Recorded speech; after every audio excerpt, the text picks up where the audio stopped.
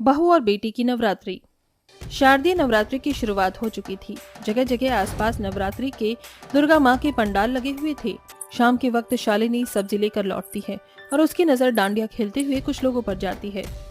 ढोली तारो ढोल रे वागड़ मारे हिचले छे। इन लोगों को देखकर तो अब मेरा भी मन डांडिया खेलने का कर रहा है। शादी से पहले भी मेरा डांडिया खेलने का कितना मन था, पर माँ जाने ही नहीं देती थी। लेकिन अब जरूर करूंगी, माँ जी मुझे बिल्कुल मना नहीं करेंगी। अरे हमारे घर के पास भी तो पंडाल लगा है, जल्दी से घर जाकर माँ जी से बात करती हूँ। ये कहकर वो घर जाकर अपनी सास अंबिका से कुछ कहती है। उससे पहले पास के पंडाल से शंकर आता है। माताजी नमस्ते। वो मैं कह रहा था कि आप तो जानती हैं हर साल की तरह इस साल भी पंडाल लगा है, तो डांडिया नाइट्स रखी जाएंगी। मतलब माता रानी के नवरात्रि में ये होता ही है, तो आप अपनी बहू बेटी दोनों को भेज दीजिए, मैं नाम लिख लेता हूँ। अरे अरे, तुम मोनिका का नाम तो लिख लो, लेकिन बहू का नाम मत लिखना। उसे घर के काम वगैरह होते हैं ना, वो कहाँ आ पाएगी। नहीं नहीं माँ जी, आप काम की चिंता मत कीजिए, मैं घर का काम करके वो भी संभाल लूंगी। देखना, मैं और दीदी इस प्रतियोगिता में भाग लेंगे तो हम दोनों जीत जाएंगे। तुझे किसी ने बोला बीच में बोलने के लिए? जो बोल रही है, गरीब कहीं की। चुपचाप खड़ी रहे, मैंने कह दिया तो कह दिया। तू डांडिया प्रतियोगिता में नहीं जाएगी। नवरात्रि के और भी काम है, जाकर घर की सजावट कर, मंदिर साफ कर। जी माँ जी। पर माँ, अगर मेरे साथ भाभी भी आ जाती तो क्या हो जाता? ये तो अच्छी बात ही थी ना। मैंने उसको चुप करवा दिया तो तुझे बोलना जरूरी है क्या? सुनो शंकर बेटा, तुम मोनिका का नाम लिखो बस। जी माता जी। ये कहकर पंडाल का व्यक्ति चला जाता है। शालिनी रसोई में रोते हुए काम कर रही थी। तभी उसका पति अक्षय उसके आंसू पूंछ कर कहता है, शालिनी तुम माँ की बात का बुरा मत मानो। डांडिया खेलने का बहुत मन है ना, मैं चोरी चुप के तुम्हें रात में ले जाऊंगा कहीं, वहां पर भी डांडिया नाइट चल रही हैं। कोई बात नहीं अक्षय जी, माँ जी को पता चला तो वो गुस्सा हो जाएंगी। और वो ठीक ही तो कह रही हैं, मुझे घर के काम में ध्यान लगाना चाहिए। यहाँ पर भी तो काम है, और दीदी है ना, वो डांडिया खेले या मैं, बात तो एक ही है। तुम कितनी समझदार हो, इतना सब होने पर भी कुछ नहीं कहती हो। मैं जानता हूँ माँ शुरू से ही तुमसे थोड़ी चिड़ी चिड़ी सी रहती है। मैंने उनके खिलाफ जाकर तुमसे शादी की थी ना, पर कोई बात नहीं, धीरे धीरे वो तुम्हें प्यार भी करने लगेंगी। जी अक्षय जी, और अब आप जैसा प्यार करने वाला पति मिला हो तो मुझे किसी बात की चिंता करने की क्या जरूरत है। आप जाइए, मैं खाना लेकर आती हूँ। ये सुनकर अक्षय डाइनिंग टेबल पर चला जाता है, जहाँ सभी घर वाले खाना खाते हैं। शालिनी अपनी ननंद को डांडिया की प्रैक्टिस करते हुए देखती है तो अपने बीते लम्हों में चली जाती है, जहाँ शादी से पहले वो ऐसे ही प्रैक्टिस कर रही थी। ढोली तारो ढोल रे वांगड़ मारे हिचले छे, ढोली तारो रे वांगड़ मारे हिचले छे। ये बहुत अच्छी प्रैक्टिस की है, अब तो मैं ही प्रतियोगिता में जीतूंगी। डांडिया प्रतियोगिता में जाने के लिए तैयार होकर वो निकल ही रही थी कि उसकी माँ कविता उसे रोकते हुए कहती है, शालिनी तू कहाँ जा रही है? इतनी रात का समय हो रहा है और तुझे डांडिया खेलने का शौक हो रहा है। कहीं नहीं जाएगी तू, चुपचाप अंदर बैठ। माँ, आप ये क्या कह रही हैं? हमारी सोसाइटी में ही तो जाना है, मैं कहीं दूर नहीं जा रही हूँ, और वहाँ बहुत सारे लोग हैं। आप ही चलिए, आपके सामने रहूंगी। तुझे मेरी एक बात समझ में नहीं आ रही है क्या? डांडिया वांडिया नहीं खेलेगी, शादी के दिन पास आ रहे हैं। चुपचाप घर में बैठ, इस समय बाहर निकलना ठीक नहीं होता है। इसमें गलत क्या है माँ? नवरात्रि में माता रानी के पंडाल में असुरक्षा वाली कोई बात नहीं है, जाने दीजिए। तू ऐसे नहीं मानेगी, रुक। ये कहकर कविता अपनी बेटी के हाथों से डांडिया लेकर कचरे में डाल देती है और उसे कमरे में बंद कर देती है। इस बात से वो बहुत रोती है। तभी मोनिका अपनी भाभी के कंधे पर हाथ रखती है और वो सहम जाती है। अरे भाभी, क्या हुआ? आप तो एकदम से डर गई। मैं हूँ आपकी ननंद मोनिका। आपकी आंखों में आंसू? माँ की बात का बुरा लग गया ना आपको? कुछ नहीं, बस ऐसे ही दीदी। शायद मेरी किस्मत में ही डांडिया खेलना नहीं लिखा। पहले गरीब भी थी और कुछ माँ ने भी मुझे जाने नहीं दिया। शायद माता रानी चाहती ही नहीं कि मैं उनकी नवरात्रि के पंडाल में डांडिया खेल पाऊं। कोई बात नहीं, मैं आपके साथ यहीं खेलूंगी। शुक्रिया दीदी, आप बहुत अच्छी ननंद हैं। तभी मोनिका शालिनी को अपने कमरे में ले जाकर बंद करके उसके साथ डांडिया खेलती है, जिससे शालिनी को खुशी मिलती है। अगले दिन शालिनी माता रानी के मंदिर की सजावट करती है, उनका भोग बनाती है और चौथे नवरात्रि की पूजा करती है। अरे खड़ी क्या है, जाकर मोनिका के लिए डांडिया के कपड़े लेकर आ। जी माँ जी। अंबिका अपनी बहू से हर वक्त काम करवाती थी। साथ ही वो बहू और बेटी में कितना फर्क करती है ये तो अब आपको पता चल ही गया होगा। इसी तरह 9 दिन बीत जाते हैं, जहां दोनों बहू और बेटी एक साथ माता रानी की 9 कन्याओं को खाना खिलाते हैं। और रात को मोनिका तैयार होकर डांडिया खेलने प्रतियोगिता में जा ही रही थी कि स्टेज की पहली सीढ़ी चढ़ते ही उसके पैर में चोट लग जाती है। आह आह भाभी, दर्द हो रहा है। अब मैं डांडिया की प्रतियोगिता कैसे जीतूंगी? हे भगवान, निकम्मी ठीक से चल नहीं सकती थी क्या? लगवा ली पैर में चोट। अभी डांडिया प्रतियोगिता में तू कैसे हिस्सा लेगी? हे भगवान, आसपास के लोग क्या सोचेंगे? मेरी तो नाक ही कट जाएगी। बोलेंगे बेटी डर के मारे आई नहीं है। अब उन्हें क्या पता चोट लग गई है। माँ, मैंने जानबूझकर थोड़ी ही किया था, आप सुनाने लग गई हो। दीदी आप साइड में आइए, मैं आपके पाँव में दवाई लगा देती हूँ। माँ जी, मैं आपकी इज्जत को कुछ नहीं होने दूंगी। तभी शालिनी ननंद के पाँव में दवाई लगाकर स्टेज पर अपने पति के साथ डांडिया खेलने लगती है। ये होता हुआ देखकर अंबिका और मोनिका हैरान हो जाते हैं। ये बल्ले बल्ले, भाभी और भैया जीत करा ना। हो આવી ગઈ રાત मन फूलो बाटी बाई प्रेमनिया मौसम छे अब आओ मेरे पास रह जाओ मेरे साथ प्रेमनिया मौसम छे मिल जाए अगर साथ तेरा तो मैं भूलूं सारा जहां जो काड़ा तारा छबीला तारा रंगीला तारा रंग भी रुजुवे तारी बात रे। तभी सबकी डांडिया प्रतियोगिता होने के बाद शालिनी और अक्षय डांडिया प्रतियोगिता जीत जाते हैं और उन्हें ट्रॉफी मिलती है। ये देखकर अंबिका को बहुत खुशी होती है और वो बहू से कहती है, बहू तू तो बहुत अच्छा डांडिया नाच करती है। मुझे नहीं पता था तू इतनी हुनरबाज है। मैंने तुझे क्या कुछ नहीं बोला, मुझे माफ कर दे बहू। आज तूने मेरी इज्जत बचा ली और सब तेरी तारीफ भी कर रहे हैं। मैंने बहू और बेटी में बहुत फर्क किया था, उसके लिए मुझे शर्मिंदगी भी है।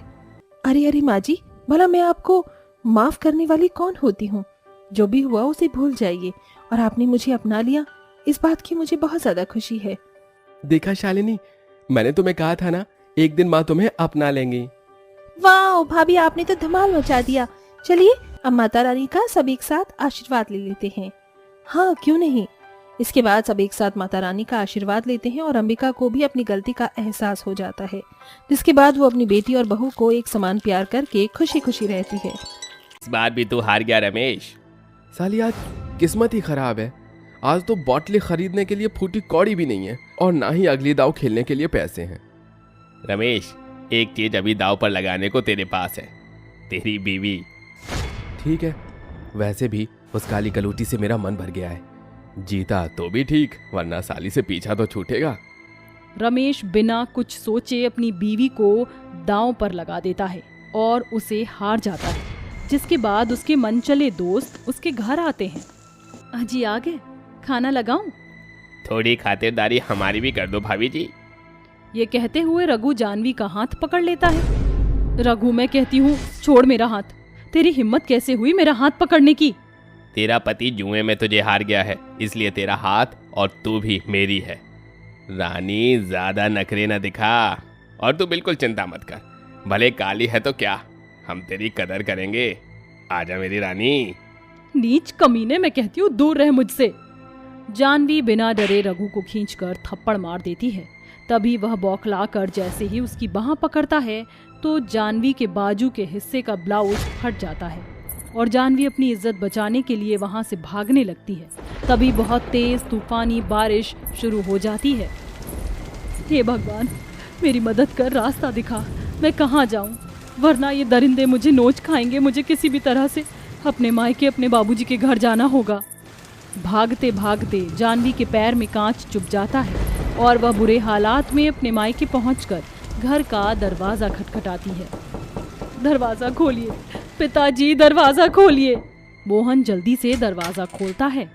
जानवी, मेरी बच्ची, तू इतनी रात के यहाँ और वो भी ऐसी हालत में? जानवी फूट फूट कर रोते हुए अपने पिता को सारी बात बताती है। आखिर क्यों इतने अमीर घर की बेटी होकर भी जानवी पति के किए सौदे में बेची और खरीदी गई? कौन है जानवी की इस हालत का जिम्मेदार? मोहन की आंखों में आंसू भरे होते हैं। तभी ममता अपनी बच्ची को मोहन के गोद में देकर कहती है, अपनी इस बदनसीब माँ को माफ कर देना मेरी बच्ची, जो तुझे अपने सीने से लगाकर अब कभी अपना दूध भी नहीं पिला सकेगी। तेरी ये माँ अपने कलेजे का ये टुकड़ा, ये बच्ची आपको देकर जा रही है। इसे जानवी नाम देना, इसका ख्याल रखना। बेटी को जन्म देकर ममता हमेशा हमेशा के लिए दुनिया से चली जाती है। उस मासूम को तो इस बात का अंदाजा भी नहीं था कि उसने क्या खोया है। ममता के जाने के बाद मोहन पूरी तरह से टूटकर बिखर गया। ममता, तुम मुझे क्यों छोड़कर चली गई? तुम्हारे बगैर इस मासूम को कहां से माँ की ममता ला कर दूं? अपनी बच्ची को माँ की ममता देने के लिए मोहन यशोदा से दूसरी शादी कर लेता है, मगर जानवी के काले रंग के चलते यशोदा उसे नहीं अपनाती। गुजरते समय के साथ वो भी एक गोरी बेटी को जन्म देती है और उसका नाम स्वाति रखती। जहाँ स्वाति को माँ का प्यार मिला, वहीं जानवी माँ के प्यार के लिए तरसती रही। अब 5 साल बीत चुके हैं गुड्डे गुड़िया से खेलते हुए। स्वाति, ये मेरी प्यारी परी क्या खेल रही है? मैं शादी खेल रही हूँ माँ। ये देखो, ये मेरी गुड़िया जिसकी शादी मैंने जानवी के गुड्डे से कर दी है। ये सुनकर यशोदा चिढ़कर 5 साल की स्वाति को अपनी सौतेली काली बेटी के खिलाफ भड़काते हुए कहती है, स्वाति बेटी, अगर तुम अपनी काली बहन के गुड्डे से अपनी सुंदर गुड़िया की शादी करोगे तो ये भी गंदी और काली हो जाएगी। तुम इसे दूर रहा करो। ये सुनकर स्वाति जानवी का गुड्डा उसके मुंह पर फेंक देती है। जाओ यहाँ से, मुझे तुम जैसी काली कलुट्टी गंदी शक्ल वाली के साथ नहीं खेलना। मैं कहती हूँ जाओ।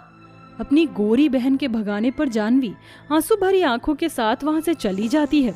तभी मोहन जानवी को रोते देखकर कहता है, आले आले आले आले, क्या हुआ मेरी सुंदर सुंदर बेटी को? हाँ, झूठ झूठ झूठ झूठ पिताजी, आप मुझसे झूठ बोलते। मैं बिल्कुल सुंदर नहीं हूँ, बल्कि मैं काली बदसूरत हूँ। इसीलिए यशोदा माँ मुझे प्यार नहीं करती। मेरी माँ कहाँ है पिताजी, बोलो ना। तुझे कैसे बताऊं मेरी बच्ची कि तेरी माँ इस दुनिया में ही नहीं। इसी तरह से समय बीतता है। अब दोनों बहनें बड़ी हो जाती हैं। जहाँ स्वाति पहले से भी ज्यादा गोरी और सुंदर हो जाती है, वहीं जानवी काली ही होती है। मोहन अपनी दोनों काली गोरी बेटियों के लिए शादी के रिश्ते देखने लगता है।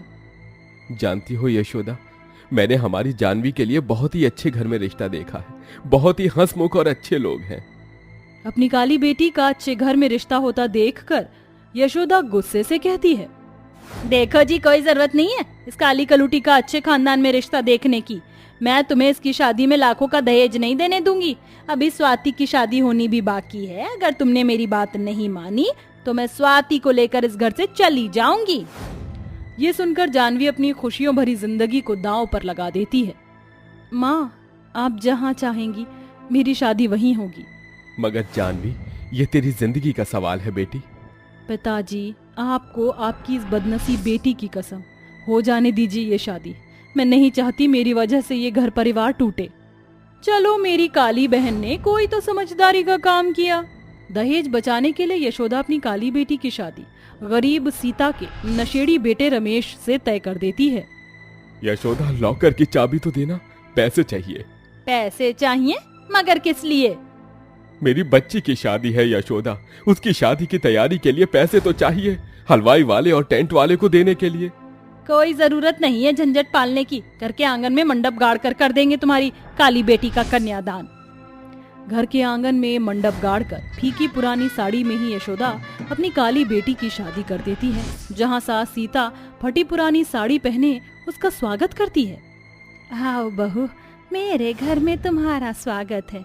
आज से तुम ही इस घर की लक्ष्मी हो। ये कहकर सीता जानवी की आरती उतारने लगती है। तभी नशे में धुत, हाथों में दारू की बोतल लिए हुए रमेश अंदर आता है और आरती की थाली फेंक कर कहता है, अम्मा, ये काली कलूटन अगर लक्ष्मी होती तो नोट लेके आती, मगर ये भिखमंगिनी खाली हाथ चली आई। इसके बाप की दहेज देने की औकात ही नहीं हुई। अजी देखिए, आपको जो कहना है मुझे कहिए। जितना कोसना है मुझे कोस लीजिए, मगर मेरे बाबूजी को नहीं। ये सुनकर रमेश उस बेचारी का सर दीवार में लड़ा देता है। शादी के पहले दिन से जानवी अपने पति की मारपीट सहती है। ये देखकर सीता भी उस दुनिया से चली जाती है। वहीं दूसरी तरफ यशोदा अपनी गोरी बेटी की शादी पैसे वाले अमीर घर परिवार में देखकर बड़े ही धूमधाम से बिजनेसमैन हर्ष से कर देती है। जहां स्वाति ऐशो आराम से रहती है, मगर कहते हैं ना, इंसान जैसा करता है वैसा ही बढ़ता है। अरे ओ काली करमजली, अब क्या लेने आई है तू यहाँ? ना जाने इतनी रात को किसके साथ मुंह काला करा के मायके लौटी है। बस करो यशोदा, मेरी बच्ची के खिलाफ अब मैं एक शब्द और नहीं सुनूंगा। तुम्हारे सौतेलेपन ने मेरी फूल जैसी बच्ची की जिंदगी तबाह कर दी। अब जानवी यहीं रहेगी। मायके में रहने के चलते यशोदा अपनी काली बेटी को कोसना शुरू कर देती है, उससे सारा दिन काम कराती। आधा घंटा हो गया है तुझे और अभी तक तू ये 4 बर्तन ही घिस रही है। ससुराल में भी यही काम चोरी करती होगी, तभी तो बसी नहीं। अपनी माँ से ऐसे ताने सुनकर जानवी बहुत रोती है और अंदर ही अंदर घुटती है। वहीं गुजरते समय के साथ यशोदा बहुत ही बुरी तरह से बीमार पड़ जाती है और अपनी गोरी बेटी स्वाति को फोन लगाती है। स्वाति बेटी, मेरी बेटी, तेरी माँ बहुत बीमार है, तू आ जा बेटी। माँ मैं कैसे आऊँ? मेरी शादी हो गई है, मेरा भी घर परिवार है, ससुराल है, अपना ख्याल आप खुद रखो। ये बोलकर स्वाति घमंड से फोन काट देती है। ऐसे में जानवी दिन रात अपनी माँ का ख्याल रखती है और रात भर जाग कर भी उसका ख्याल रखती। अब यशोदा ठीक हो जाती है। जिस बेटी को मैंने अपनी कोख से जन्म दिया वो मेरे मरते हालत में मुझे देखने तक भी नहीं आई, पर तूने जिस तरह से मेरी सेवा बाड़ी की वो तो कोई अपना ही करता है। जानवी, मेरी बेटी, मुझे माफ कर दे। मैंने तेरी जिंदगी बर्बाद कर दी। शादी की आड़ में मैंने तुझे दलदल में ढा दिया, मगर अब तेरी माँ फिर से तेरा घर बसाएगी। आखिर में यशोदा अपनी काली बेटी को अपना लेती है और अच्छा परिवार देख सुनकर फिर से अपनी काली बेटी का घर बसाती है। अक्सर हम जिसे पराया मानते हैं, वो खून के रिश्ते हों या फिर अपने ही क्यों ना हो, वो एक इंसान उनसे भी बढ़कर बुरे वक्त में हमारा साथ निभाते हैं।